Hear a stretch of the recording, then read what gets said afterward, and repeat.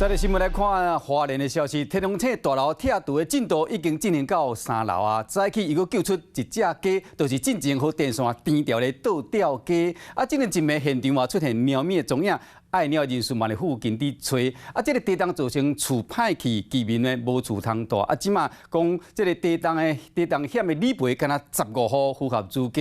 实际到保险公司收件的所在，看起来无啥物人。我你是啥物？一般民众对这个地动险无啥想要投保。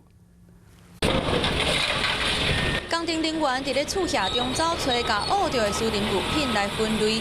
无眠无日赶工，花莲的天龙市大楼已经拆到3楼。今仔日早起，阁救出一只鸡啊！有一只被吊挂的那个母鸡哈，那它脱困之后，可能沿着后面的墙壁到了1楼。伫内底钓几落工，这只鸡就是受困的倒吊鸡。加在最后有顺利救出来，通好甲鸡仔阵团圆。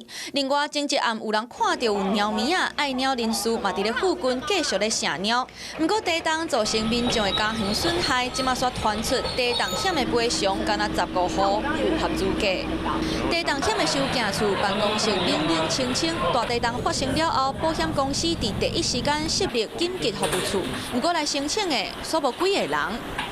可能房子还没有到说很严重需要到拆除的部分，但是因为可能一般的地震险没有办法赔付到这一块。虽然花莲有真侪楼仔厝拢正做危楼，不过地动险的赔偿条件需要房屋拢总损害，也是需要拆除，这嘛互民众投保的意愿无悬。你要全倒的话，那房子半倒也不能住了啊。90以上的这个购买这个地震保险呢，都是向银行贷款的时候被银行所谓政策性、强制性要购买的。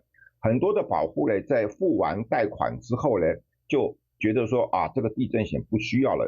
金管会保险局表示，花莲地动因为有真侪损害的主体，风险线扭起来就无法度进行评估。产险公司嘛会伫风险解除了后进行赔偿的定数，希望互投保的人拢会当摕到应该有的保障。Hello， 我是庄宇杰。想要抢先掌握最及时的新闻资讯吗？赶快订阅、按赞、开启小铃铛，锁定华视新闻 YouTube 频道。